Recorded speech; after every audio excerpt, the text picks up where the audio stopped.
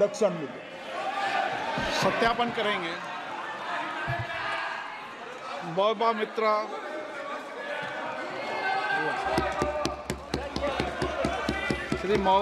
Shrimati मौबा Moitra. Thank you. Honorable Speaker, sir, my esteemed colleagues in the 18th Lok Sabha, I stand here on behalf of my party. Mr. Prime Minister, Honorable Prime Minister, I would really request you, since you've been here for the better half of 1 hour, ये भी सुनते हुए जाइए sir, डरिए मत sir, डरिए मत, 2 बार आ गए sir. You came to my area twice during the campaign, sir. आज तो सुन के जाइए sir. Never mind, my bad luck. Honorable Speaker, sir, Rahul, Honorable Speaker, sir, my esteemed colleagues in this newly constituted 18th Lok Sabha, I stand here on behalf of my party, the All India Trinamool Congress. कोई बात नहीं, वो मेरे LOP है, वो already मुझे सुन चुके हैं, वो मेरे LOP है. Honorable Speaker, sir, my esteemed colleagues, in this 18th Lok Sabha, I stand here on behalf of my party, the All India Trinamool Congress, to speak on the Honorable President's address. The last time I stood here, sir, I was not allowed to speak. I was not allowed to speak. आप लोगों ने let me finish. Dimple, let me finish. House Guys, order में आने की, ignore. please. Let me finish. And जिसको जाना है, please जाइए, no problem. The last time I stood here, I was not allowed to speak. But the ruling party has paid a very heavy price for throttling the voice of one MP. मुझे बैठाने का चक्कर में जनता ने आपके 63 सदस्यों 63 जन को परमानेंटली बैठा दिया. You have gone down from 303 to 240. In my maiden speech in the Lok Sabha in June 2019, I spoke on the 7 signs of fascism that were taking over this country. 5 years to the date, on June 27, 2024, this House saw the unprecedented scene of the marshals welcoming the President of India, the Honorable President, with a Sengol in their hand. The Sengol is a symbol of the supreme authority of a monarch. It has no place in the temple of a constitutional democracy. But, Honorable Speaker, sir, it is understandable why this happened, because the BJP has still not understood that their 303 brute majority, their Rajtantra, has been reduced to a 240-seat minority by the Loktantra. They are still living in the world of the Sengol. This sudden changed reality, this new reality, is yet to sink in for the treasury benches, and especially for the speechwriters of the Honorable President's address. The speech that the Honorable President read out, she said, the people of India have elected a stable government with a clear majority. Please do not embarrass the office of the President by using poorly edited cut and paste versions of old speeches. This is not a stable government. It depends on multiple allies with a history of U-turns. It has not got a simple majority. The BJP is 32 short of 272. It is going to be a very hard landing for the treasury benches, as was obvious today. This time, there are 234 warriors this time, firmly united, and we have walked through fire to walk through these doors, so you will not be able to shut us up this time the way you did last time. There are numerous statements in the Honorable President's address that defy even a tenuous link to truth and to reality. Like in my 2019 maiden speech when I spoke in 7 signs, today I have picked out 6 themes from the Honorable President's address, and I will analyze how each of them is an exercise in fallacy and exercise in untruth. The address covers many issues, but I have chosen 6 themes. The first theme, the Northeast. The Honorable President's address says that the government has increased allocation for the Northeast by 4 times, has worked for increased and lasting peace in the area. Now, have one question. Why is the word Manipur nowhere in the speech? Why do we refer to the generic Northeast? During the Lok Sabha campaign, the BJP, the ruling party, the Honorable Prime Minister mentioned many words beginning with the letter M. Musalman, Mullah, Madrasa, Mughal, Mutton, Machli, Mujra, Mangal Sutra, but not once did they mention Manipur. We don't need to act east. The government says we want to act east. We don't need you to act east. Look east, walk east, and most important, embrace east. I stand here for my brothers and sisters of Manipur, and I quote the revolutionary poet Pablo Neruda. One morning the bonfires leapt out of the earth.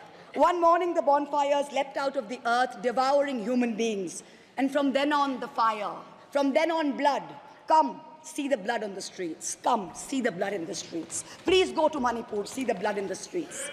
The second theme in the President's address, women empowerment.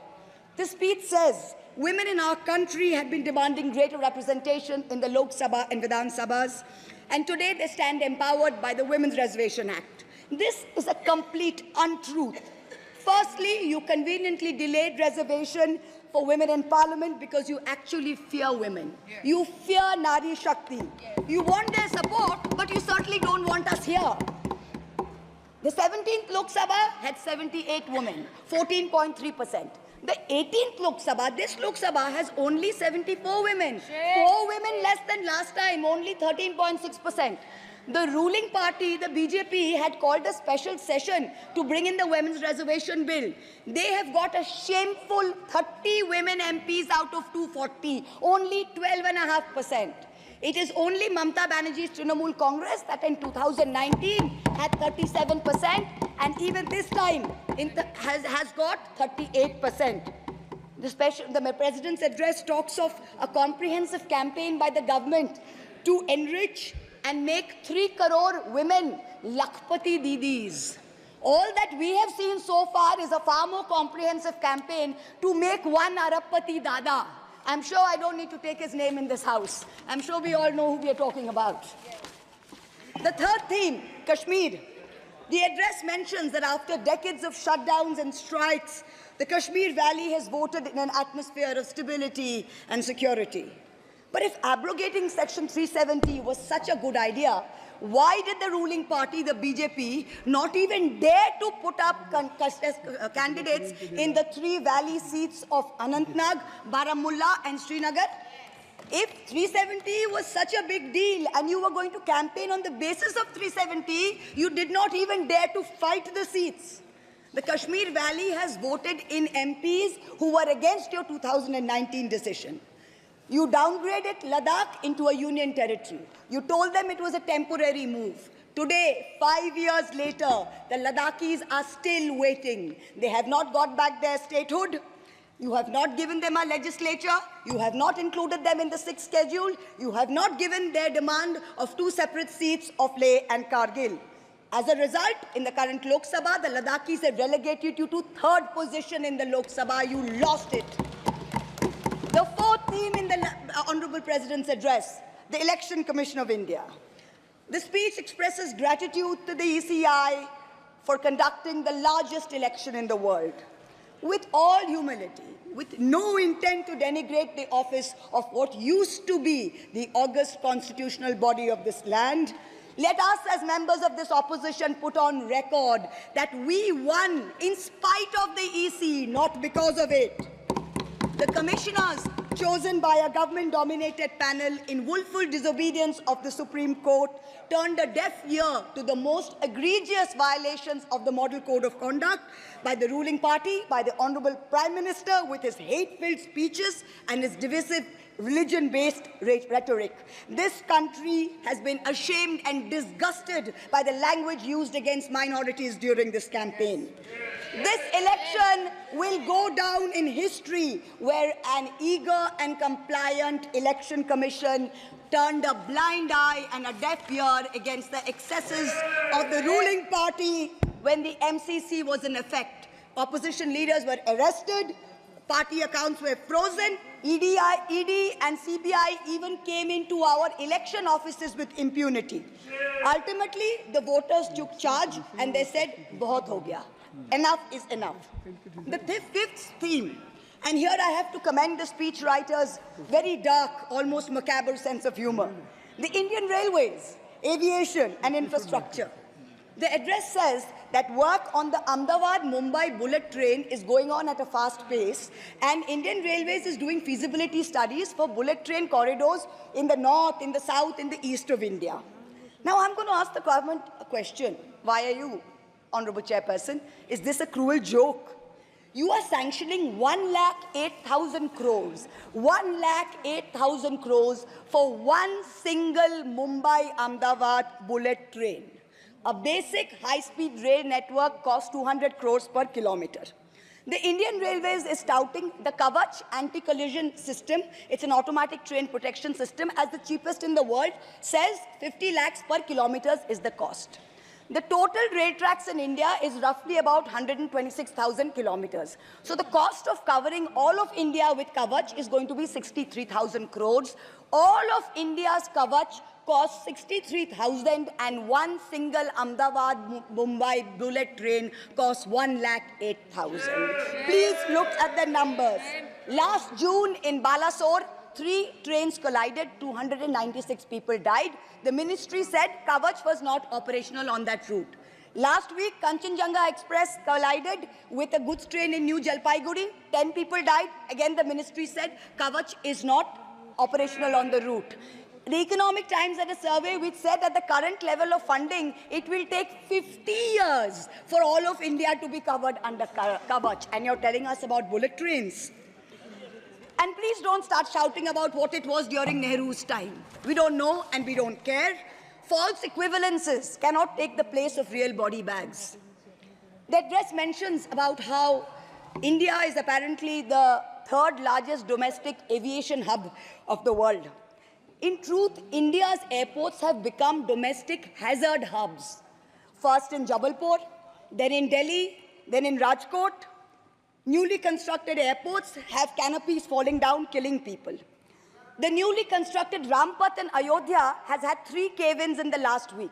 The Pragati Maidan tunnel is flooded. The Atal Setu has developed cracks. The Ram temple's roof is leaking. This is exactly what happens when infrastructure is poorly planned and rushed in order for photo opportunities by the Supreme Leader. The sixth theme, competitive cooperative federalism. Honorable Chairperson, sir, the last decade saw the most brutal government-sponsored throttling of cooperative federalism that this country has ever seen. I speak for my own state of West Bengal. The centre has withheld 7,000 crores in Manrega funds. 17 lakh households have been deprived for work already done. It has held back 8,200 crores under the rural housing scheme, over 11 lakh houses sanctioned but not paid. Another 1,000 crores has been held back in pension and PMGSY. A total of 16,000 crores. When we went to meet the Rural Development Minister, we were dragged out by the Delhi police and bundled into prison vans. Last week, as a delegation, we went to meet with Atishi of the AAP, who was on hunger strike. Look at what is happening in the AAP government in Delhi today. The Aam Aadmi is in power in Delhi. There was a 1994 water sharing agreement which mandated Haryana to release 613 million gallons of water per day to Delhi. Haryana is run by the BJP government, and they have reneged on this agreement. They are releasing 100 million gallons less per day, as a result of which 28 lakh people in Delhi are having to go without water per day. This government's competitive cooperative federalism seems to be an exercise in how to compete on how to choke opposition-run states. भैया हमको बैठाना आप पे बहुत भारी पड़ा, हमको मत बिठाइए, बहुत भारी पड़ा आप पे, बहुत भारी पड़ा. The government spent the past 5 years. Honourable member, kindly you address to the chair. The government spent the first 5 years in almost perfecting an elected autocracy. And by the end of 2023, this government had reached the pinnacle of their arrogance. where this parliamentary democracy was replaced by a monstrous super cult, the cult of the supreme leader, the non-biological leader born of the Paramatma, who stood in this house and proclaimed, "Ab ke baar 400 par, and ek akela kitno pe bhari pada." This was the turning point. This was the turning point when the destiny of the ruling party changed. Whether in Greek mythology, whether in Indian mythology, if you act with arrogance towards the gods, you will be punished. We have 33,000 gods in India. But in our democracy, the most supreme of them is the Gana Devata, the Lord of the people, and they have punished you. You may have formed a government again, but yours is a Pyrrhic victory. A victory which inflicts such a devastating toll on the victor that it is tantamount to a defeat. In Bengal, the supreme leader started his Vijay Sankalp Yatra on March 1st in the constituency of Arambagh, then came to Krishnanagar, then came to Barasat, ended on May 29th in Calcutta. मेरे ऊपर तो विशेष कृपा की उन्होंने दो बार आए. The BJP lost all these seats. The Honorable Prime Minister did 23 campaign meetings in Bengal and lost in 20 seats. In Maharashtra, the Honorable Prime Minister campaigned in 18 seats. The NDA lost in 15 of them. Ek akela kitno pe bhari pada. In Punjab, he campaigned in Hoshiarpur, in Jalandhar, in Patiala, in Gurdaspur. The BJP all lost all the 4 seats. Ek akela kitno pe bhari pada. In Rajasthan, he campaigned at Banswara with the most disgraceful references to Muslims. In outright violation of the law, the EC kept quiet. Not only did the BJP lose Banswara by over 2 lakh votes, the BJP, which had won 25 on 25 in 2019 and won the state government only months ago, came down to 14 seats. Ek akela kitno pe bhari pada. 3 states, Uttar Pradesh, Maharashtra and Bengal, account for 170 seats. That is exactly 1/3 of India. The BJP won in only 54 of them. Ek akela kitno pe bhari pada. In 2019, the Prime Minister, the Honorable Prime Minister, had taunted the now leader of the opposition by saying that he must have used a microscope to find that one single seat in India where the minority were in majority. Honorable Chairperson, sir, it is so ironic that today the majority needed no microscope to turn the BJP into a minority. जहाँ भी majority है, वहीं आप ही minority बन गए. आप तो घुस-घुस के मारने वाले थे ना, इस बार तो जनता ने घुस-घुस के मार दिया. The treasury benches have always claimed that the opposition lacked in hard work and in merit. We are all part of a Parivarvad. We are dynasts. Whereas they are proud to be part of a meritocracy. They are proud to be part of a Modi ka parivar. How ironic is it today that 20 ministers in the union cabinet are dynasts? How ironic is it that the Honorable Prime Minister has to take to social media himself to tell people that no, it is not Modi ka parivar, it is NDA, the Nitish Naidu Dependent Alliance. In January, the Honorable Prime Minister consecrated the unfinished Ram temple in Ayodhya. He said he was tasked with the divine duty of bringing Ram Lalla home. The Ram Mandir was going to ensure that not only would the BJP cross 400 seats, but that this government would last 1,000 years. The last time in history that we heard of a 1,000-year vision was during the Third Reich. This was the second time that we've heard of it. But then ultimately, Lord Ram said, stop, not in my name. Oti dorpe hoto Lanka. Too much arrogance, too much pride caused you to lose the kingdom of Lanka. The BJP lost in Ayodhya, Faizabad, where the temple is. It lost in Banda Chitrakoot, where Lord Ram meditated.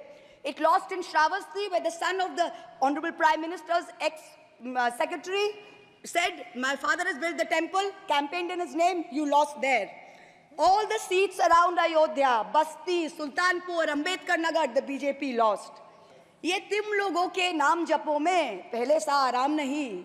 ये तुम लोगों के नाम जपों में पहले सा आराम नहीं. जबरदस्ती के जय श्री राम में सब कुछ है, पर राम नहीं. जबरदस्ती के जय श्री राम में सब कुछ है, पर राम नहीं. Today in India, there are 2 types of leaders. Those of us who come via the voting machine And then there are many who come via the washing machine. There are still people who say, wait, you don't know Modi ji. Wait 6 months and see. The BJP will get 300 members. To them I say, no, this will not happen this time. Because every potential turncoat will have to choose between temporary greed or fear and between permanently becoming politically irrelevant. So you can offer you can accept a temporary offer of a ministry, you can accept a temporary settlement of an existing trumped-up CBI or ED case, and you can switch parties. But when you go back to the electorate will punish you. Most turncoats have been punished by the electorate. Also this time, India has very large, solid block components. The Congress has 100 seats. SP has 37 seats. Trinamool has 29 seats. DMK has 22 seats. NCP and UPTA have 17 seats. So this is not a ragtag bunch of members that you can lure away. This is a solid block. So yes, it's a question of time. But the question is not whether they will get 300. The question is when people will join us and we will cross 272. The ruling party's politics have always been along the lines of religious hate and ethnic divisiveness. But even at the height of their power, when they got 303 seats, 1 out of 2 Hindus had not voted for the BJP.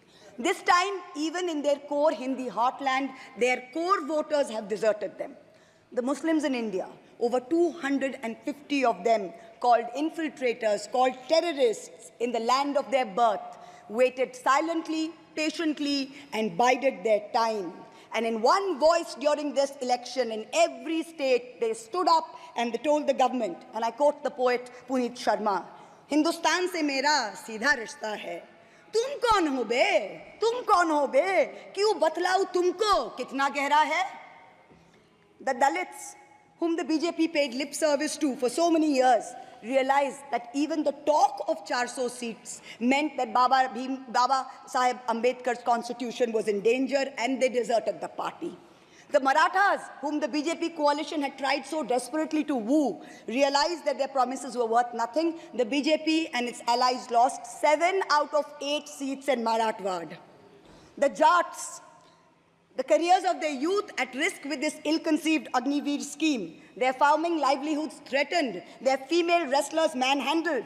They vented their ire at the ballot box. Ultimately, it was the BJP's policies of exclusion, not inclusion. You wanted to exclude everybody, and that was your undoing. You didn't need Muslims. You trampled on Dalits. You ignored farmers. You ignored Jats. You marginalized Kashmiris. Well, they consolidated their voice during this election pan-India, and today they don't need you. That's the message they've given you during this election. ये देश ही अपना हासिल है जहां राम प्रसाद भी बिस्मिल है. मिट्टी को कैसे बांटोगे? सबका ही खून तो शामिल है. That's what they said. You can't divide us. You can't do it anymore. This new India, this new frame of reference is going to be very hard for a lot of interest groups. Perhaps the first casualty is the legacy media. The Godi media was its own worst victim. The brown-nosing TV anchors and online trolls lied, spread fake information, amplified the government's propaganda. So-called psephologists who actually had printing contracts from the government of India were on TV 24/7 acting like the election was a done deal. There was no need for voting. The BJP had already won. Media moguls organized conclaves where they prostrated themselves before the Vishwa Guru. Anchors used staged interviews and set up scripts. In short, the media had lost all credibility. So when you asked the people during surveys which way they voted, they didn't trust you and they didn't tell you the truth, which is why you got it wrong. Ram Kamal Jha, the editor of the Indian Express, remarked that some media owners were so comfortable on their knees that it hurts to stand up. To them we say, please stay where you are. There is a new generation of journalists in India today with spine, with integrity, and with courage. A media you have done your best to silence with fake cases and attempts and censorship, but they have survived and they will thrive in the digital space. I will also touch upon another pillar in our democracy, the judiciary. 2 days ago, the Honorable Chief Justice of India, while on a visit to Calcutta, remarked that judges were not deities. They are here to dispense justice with compassion. Just as one can't be partly pregnant, you are either are or you're not. Justice and democracy too must be absolute. They cannot partly be in effect. The retirement age for High Court justices is 62, and the retirement age for Supreme Court judges is 65. Now, this has unfortunately contributed to High Court judges kowtowing to the Supreme Court Collegium and to the government for a last-minute elevation to be able to serve for 3 more years and then qualify for further sinecures, such as the head of the Lokpal, the head of the National Human Rights Commission, chairman of various tribunals. It has come to such a state that opposition leaders framed in politically motivated cases are denied and bail and denied justice simply because judges are even scared to touch their case for fear of offending the government. Today I say, the poorest people in India who have perhaps the most to lose from offending the government in power, they have shown spine and risen to the occasion. Your lords and ladyships, heed thy inner voice, have a spine, rise to the occasion. 7 months ago, on the 8th of December, this house was transformed into a Kuru Sabha, presided over by a blind Dhritarashtra, where Dushashan Darbaris made every attempt to disrobe Draupadi. The Ethics Committee that voted to recommend my expulsion on the 9th of November, they voted 6-4, had 10 members and 1 chairperson. Of the 5 Lok Sabha members from the BJP, 4 have not returned to the House. The chairperson, a BJP member, has also not returned. The Congress turncoat from Punjab who voted against has also not returned. The BJP lady MP from Maharashtra who started the debate in the House on behalf of the BJP has also lost. Much like Lord Krishna protected Draupadi, the people of Krishnanagar have protected me.